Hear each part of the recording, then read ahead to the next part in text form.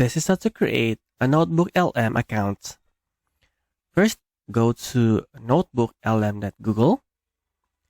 Then click Try NotebookLM. Enter your Google account. So I'll just enter mine. So just click Next.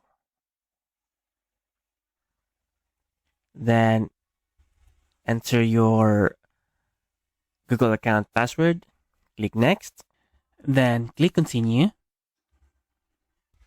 Then you can just skip this one. You can add a profile for your account. I'll just skip this one. Then now you have your NotebookLM account. So you can start using NotebookLM. So this is how to create a NotebookLM account.